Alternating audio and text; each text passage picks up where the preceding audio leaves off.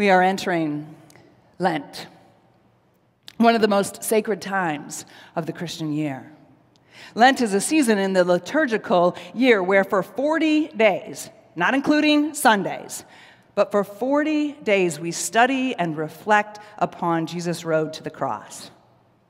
Now there are so many rich and beautiful stories of Jesus and his miracles, where he raises the dead, he feeds the hungry, he heals those who have been outcast and set aside because of their physical and emotional damage.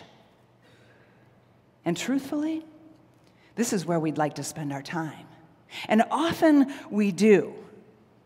But Lent calls us to turn and look deeper and to be present to the movement towards suffering and death, recognizing that this too is a part of our human experience that Jesus willingly embraced and endured.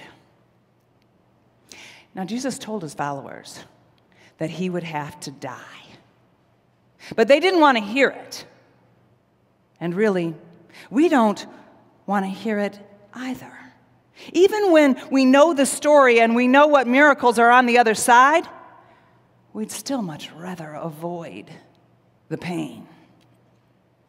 To find ourselves hearing the good news, he's alive, we must first endure the heartbreak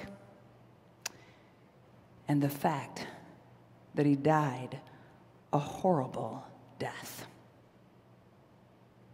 Lent then becomes an opportunity for us to accept the depth of our Christian faith and the totality of how Jesus experienced life on earth among us and with us, not separated or removed from our own experience.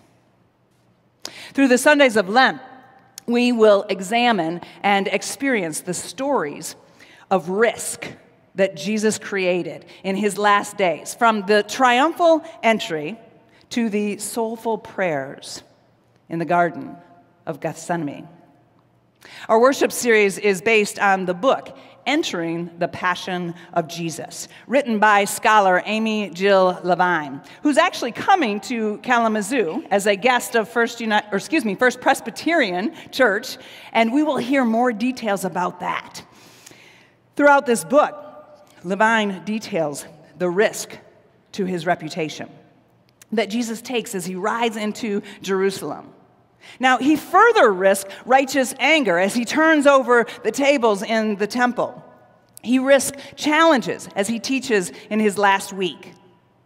He risks rejection and the loss of friends as he blesses the cup and breaks bread with his disciples. And he risks temptation as he prays in the garden. Spending time throughout Lent with these risks and challenges that Jesus faced in his last week will help us to consider our own challenges of faith.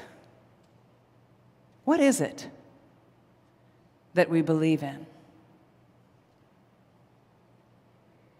When do we stand up for those beliefs? When have we denied or betrayed? And then, how do we make it right? What is our cross? What risk have we taken in the name of faith? This is entering Lent. This is putting ourselves into the story so that we may spend more time than we usually do in these stories. And so that we also may understand that our own risk of faith can lead to making this a better world. When Jesus rode into Jerusalem on a donkey and the people greeted him with celebration, he risked arrest. Through this carefully executed plan with the disciples of getting a donkey from the townspeople, he intended to bring attention to himself and elicit public acclaim. His kingship will bring a challenge to the political authority. You need to bear in mind that Pilate is also coming with an entourage, And his message to the people is, do not forget that Rome is in charge. Jerusalem is humming. It's buzzing with Jewish people who are celebrating the Passover, or we might know it also as the Feast of Freedom from slavery and oppression.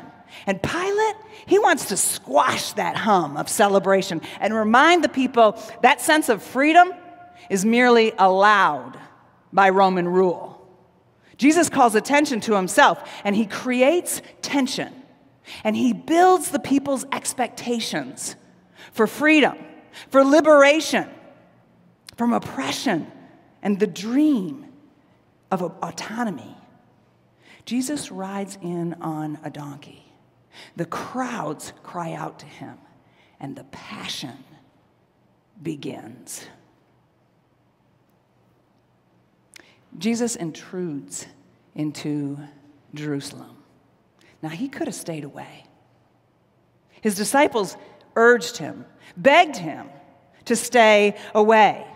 They did not want him to make Jerusalem his destination. They knew that his enemies were there, plotting against him.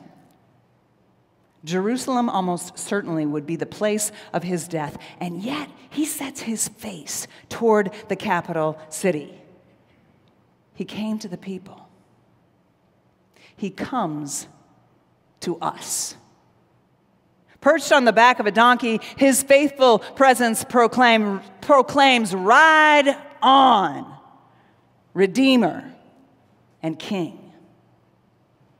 Now, he's surrounded by a throng of people, and some are filled with a jubilation of the moment and express their hope for someone who is worth following. But others, they are filled with dark and brooding emotions that desire to shut him up and shut him down. With palm branches waving in the air, Jesus intrudes into this mixed up, seething, and complicated mess of humanity that will find very few who will follow him from the mountaintop experience of the Palm Parade to the valley of Golgotha's despair.